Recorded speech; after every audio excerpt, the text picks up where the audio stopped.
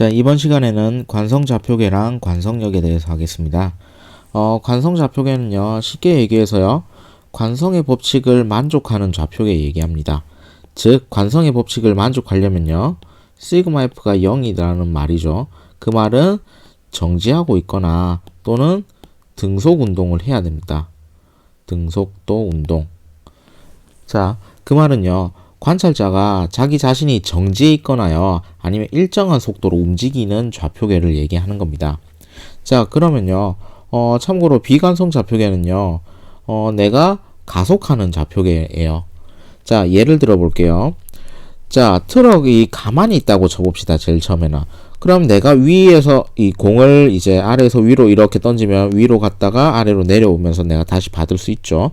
그 다음에 마찬가지로 트럭이요, 일정한 속도로 움직인다고 해봅시다.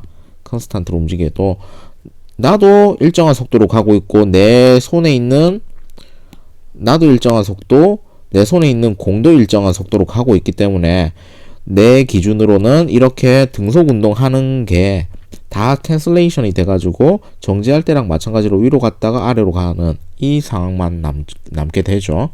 자, 그 다음에요, 만약에 나는 이렇게 이제 차의 속도가 V일 때 이렇게 던졌는데 갑자기 트럭의 속도가 점점 빨라지더니 이제 공이 이렇게 내려올 때쯤 되면은 트럭의 속도는 3V 정도가 됐다고 쳐봅시다. 그러면요, 공이 어떻게 될까요? 뒤에 떨어지겠죠. 왜 그러냐면은 나는 이제 앞으로 가고 있는데 던져놓고 이제 나는 앞으로 많이 가고 있는데 공은 그대로 이렇게 V라는 속도로 가고 있기 때문에 공은 이렇게 뒤로 떨어지게 되겠죠. 자, 이런 좌표계를 비관성 좌표계라고 합니다.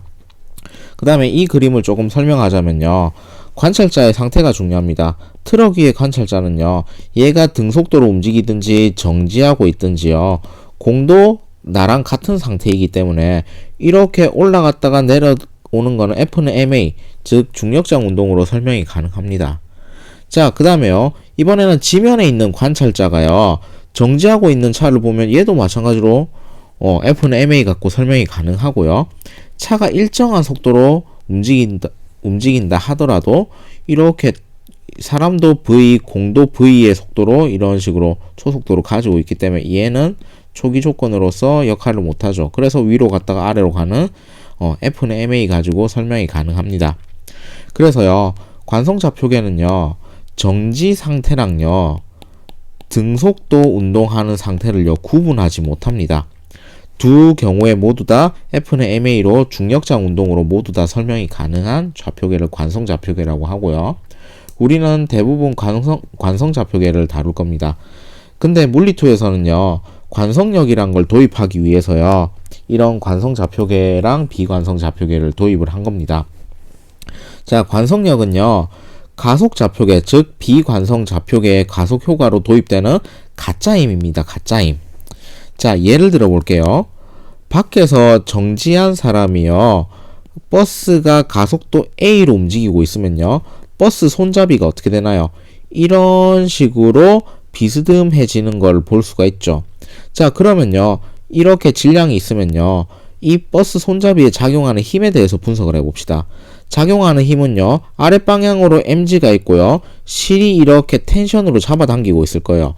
그러면은 이 두 개의 힘의 합력인 이 F가요, 자, 질량이 m이고 버스가 가속운동 A만큼 가속운동하고 있으니까 이 버스 손잡이도 가속도 A만큼이죠. 그럼 F는 ma만큼으로 이제 받기 때문에 아무런 문제가 없습니다. 그래서 바깥에서 본 얘는 관성좌표계죠. 관성좌표계가 본 비관성좌표계의 현상은요, F는 ma 가지고 뉴턴의 운동법칙 가지고 매우 잘 설명이 됩니다.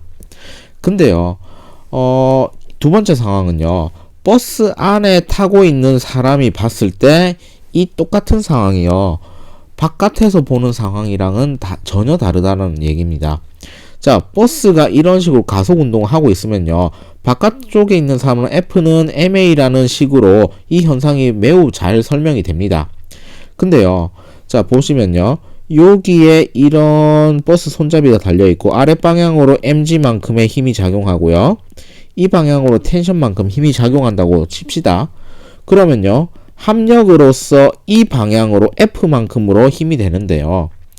이 사람이요, 이 상황을 그대로 오케이, 그래, 당연하지 라고 인정해버리면요, 이 버스 손잡이는요, R자임이 F이기 때문에 바깥쪽으로 튀어나가야 됩니다. 앞으로 움직여야 된다는 말입니다. 근데 이 버스 안에 타고 있는 사람은요, 이 공이 아니고 이 버스 손잡이가 정지해 있기 때문에 이 버스 손잡이에 작용하는 R자임 시그마 F는 0이라고 착각을 하게 됩니다.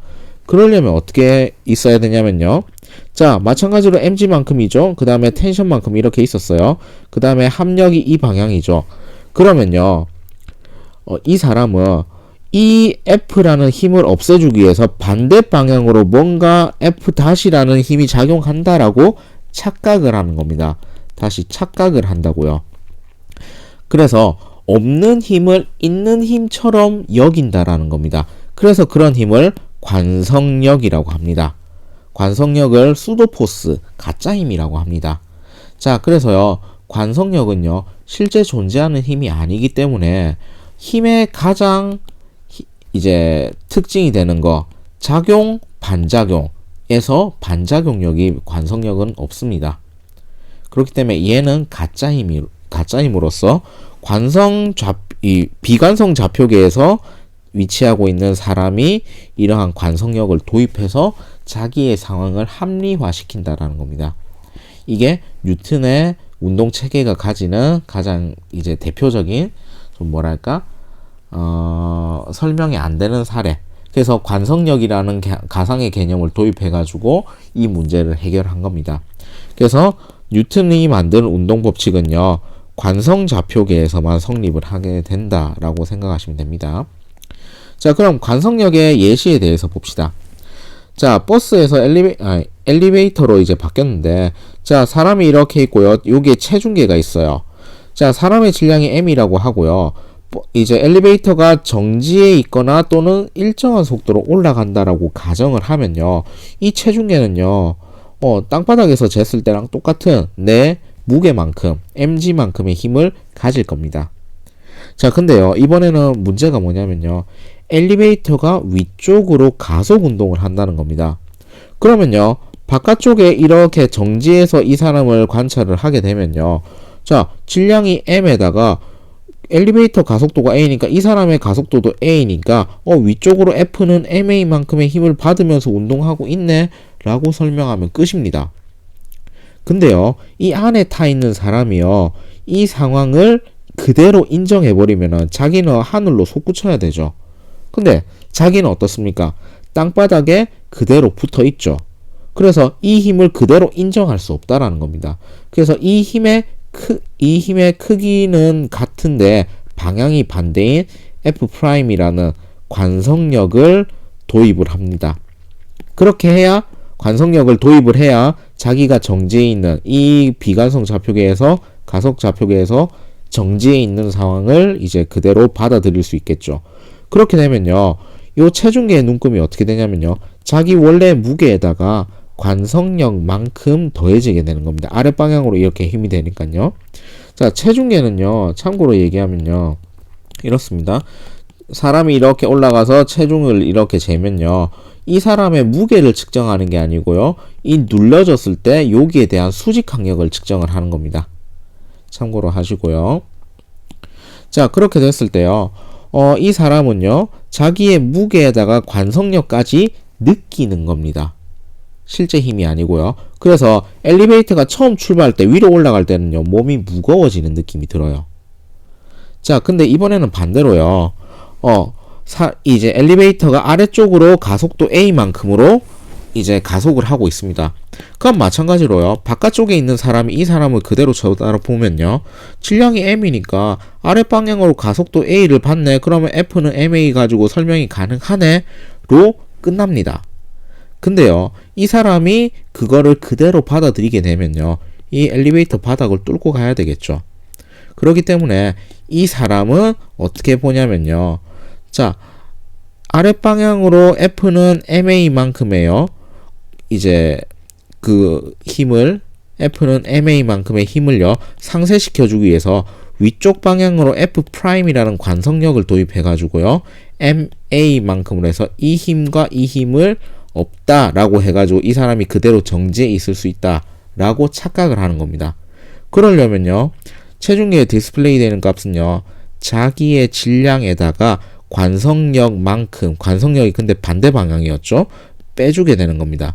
그래서 엘리베이터가 이제 원하는 이제 고층에서 이제 1층으로 내려올 때 이제 1층에 도달하기 직전부터 속도를 점점 줄일 때는 몸이 가벼워지는 그런 느낌을 드는 겁니다. 자, 그래서요. 실제 체중계 재어 보면요. 실제 바늘이 따르게 움직입니다. 자, 그 다음에 가장 크게 이제 오해하고 있는 거가 뭐냐면요. 원심력과 구심력입니다.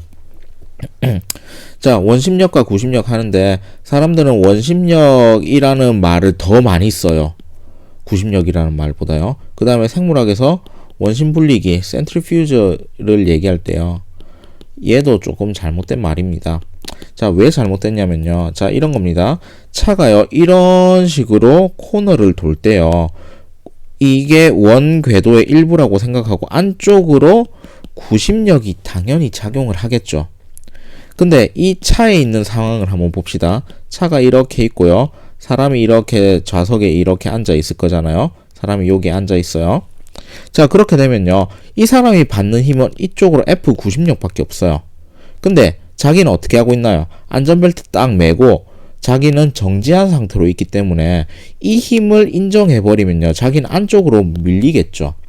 근데 자기는 가만히 앉아 있으니까 시그마 F가 0인 상황인 거예요. 그러려면은 이 힘 구심력을 없애주기 위해서 크기는 같고 방향은 반대 방향에 힘을 있다라고 착각하는 겁니다. 그게 뭐냐면은 원심력이에요. 그래서 원심력은요, 얘가 관성력의 일종이기 때문에요. 얘는 반작용력이 없고요. 실제 존재하는 힘이 아닙니다.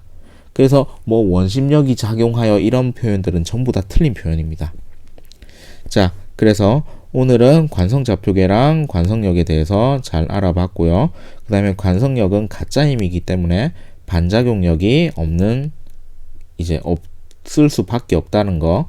그 다음에 관성력의 예시로 엘리베이터가 있다라는 거 잘 알아두셨으면 좋겠습니다. 수고하셨습니다.